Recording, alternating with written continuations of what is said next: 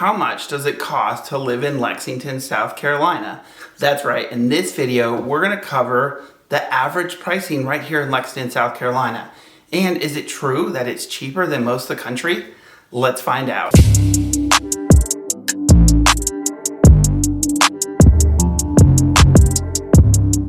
All right, for those of you that don't know who I am, my name is Brandon. Not only am I a transplant here to South Carolina, but I'm a local real estate agent as well, covering the Midlands of South Carolina, Lexington, Columbia, and Lake Murray. And I put videos out every single week teaching you about the area to see if it's right for you. So don't forget to click that subscribe button, but let's get started with the video. All right, again, we're going to talk about how much does it cost to live in Lexington. And for those that don't know where Lexington is located in the center of the state. It's a suburb of downtown Columbia and is home of the 50,000 acre Lake Murray. It's a growing area with new subdivisions popping up. Now, interesting enough, when we look at Lexington, you're kind of talking about two different things. There's the town of Lexington and the county of Lexington. And obviously within the county of Lexington, there's multiple different areas. You have Chapin, Irmo, West Columbia, and so many more. But in this video, we're gonna focus primarily on the south side of the lake, the town of Lexington, and the unincorporated area around it, specifically Lexington 1 School District. Now in the future, I will make further videos about how much it costs to live in Chapin, Irmo, and even Columbia, Blythewood, and so many other areas. So don't forget to click that subscribe button so you don't miss those. And I want to break this down even further so you can have a better understanding of the area and what things cost. So the simplest way to break things down smaller when you have a large area to cover is simply by schools. If we take an area that is zoned for a specific high school, now we know we have a smaller area. So we're going to focus primarily right here in the Lexington 1 School District. That's right, River Bluff High School, Lexington High School, Gilbert High School, and Knoll High School. And we'll go into each of those areas and not only break down the average and the median price point, but as well the average price per square foot. So that way you can have a better idea of what things may cost in the areas that you're looking for. And when it comes to the parameters I use to give you an idea, what I did is I went to closings that were in June. Making this video, it's July right now, so most recent to give you the best idea what things are selling for.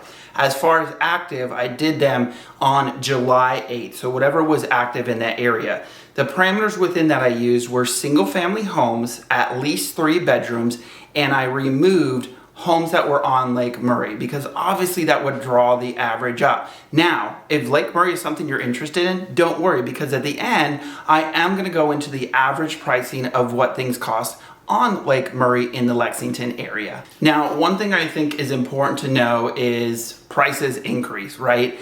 As I'm talking about this is right now. And to give you an idea of how much prices increase, I was looking at our entire market average.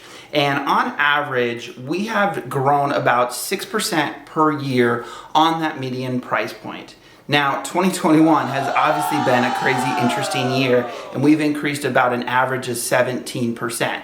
Obviously different between different areas and things like that, but kind of gives you an average of how much things are increasing so you can kind of have an idea. Now, before we get into it, I do want to answer the question I started in the beginning. Are we cheaper than the rest of the country, right? Because a lot of people reach out to us specifically because of that, because they hear cost of living is great in the area.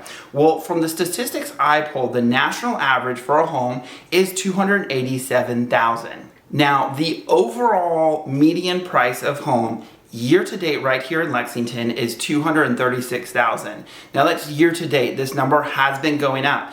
And the numbers I'm going to share with you in the areas that we are focusing on, they have been an average of $282,000 with a median of $240,000. And as we get in the statistics, I'll tell you why I did averages versus median. All right, so again, as we start to dive into individual areas, I do want to share with you, obviously, there's going to be fluctuation, obviously, depending on ages of home, how much acreage you get, amenities, different things like this. But at least this can give you an idea of those averages and, again, the median. And as we get started with River Bluff High School zoned area, I'll tell you the reason I did the average and the median is because of outliers. Obviously, we're going back to math class. If you remember, averages is where you take everything divided by the amount and it gives you the average. However, the problem is you have outliers in this. You may have a $1 million home that sits in there that can pull those averages up. So that's why a lot of times we like to look at the median prices, because if you remember the median, basically you take everything and you find that middle point between everything. So that median truly gives you the middle point and rules out a lot of those outliers you may have that may draw the average in one direction or another.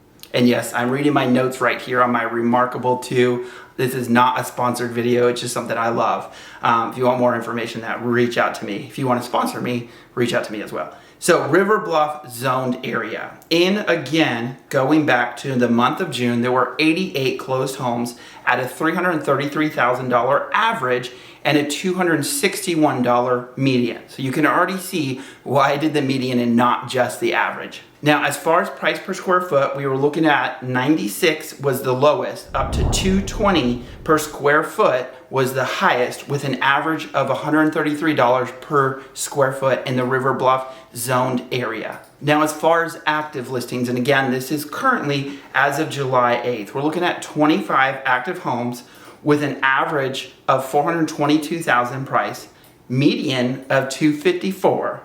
Now, price per square foot, 102 to 236 was the range of the price per square foot in that area, with an average of $151 a square foot. So that's the information I'm going to be giving you on each of these areas. So I hope that kind of gives you a better idea of what things are going to cost if you come to the area, so you can help set your budget in the right place. So now let's go to the area that is zoned for Lexington High School. Again, in the month of June, 89 homes closed with an average of $289,000, median of $259,000. Price per square foot, low was $90, high was $205 a square foot, with an average of $122 a square foot. Now, active listings. There's 27 currently active, with a $405,000 average and a $300,000 median. Price per square foot ranges from $86 on the low end to $280 on the high end, with the average being $150 a square foot. Now we head over to the Gilbert zoned area. In Gilbert, there were 22 closed homes with an average price point of $329,000. A median price point of $317,000. Price per square foot ranged from $100,000 to $212,000, with $137 per square foot average. Currently 9 active listings with an average of price of $464,000, median price of $370,000. Their price per square foot ranged from $95 a square foot up to $243 a square foot, and an average of $161 a square foot.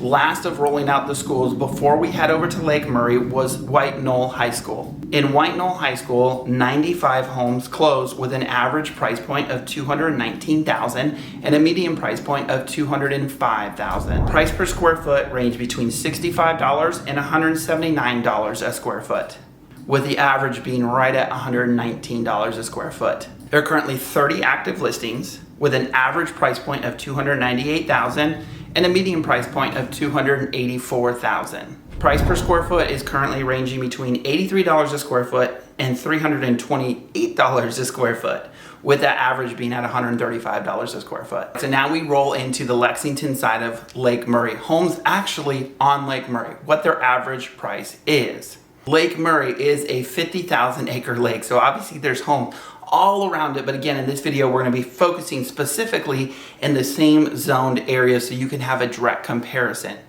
Now, if Lake Murray is something that interests you, please don't forget to click that subscribe button, because I'm going to be doing an entire series on Lake Murray. Not only on Lake Murray homes, but Lake Murray access community, as well as communities that give you a boat slip if you live in that community. So again, click that subscribe button so you don't miss that video, but let's dive into what homes cost right here on Lake Murray in Lexington. All right, so in the month of June, there were 7 closed homes with a price point average of $1,029,000, and the median was right in that same range. Price per square foot, we were looking at a low end of $164 a square foot up to $441 a square foot with a $269 a square foot average. Now, as far as active listings, we are looking at currently 8 with an average price of $1,225,000. Again, median right about the same. Those properties currently have a $228 a square foot up to $1,041 a square foot, with the average being right around $490 a square foot. So again, looking at Lake Murray, some of those numbers may seem a little high and out of budget for you, and that's why I'm going to be doing an entire series on lake access communities so that you may find something that doesn't have that high ticket dollar. But in the end, I hope this now gives you an idea of what things cost in the area, so that way if you're considering moving the area, you can help best set that budget. There's only one phone call that you need to make. In Columbia, Brandon Guerin is a real estate agent dedicated to helping families relocating to South Carolina. Contact the agent I trust in Lexington and all of the Midlands, Brandon Guerin, and visit him online at brandonguerin.com.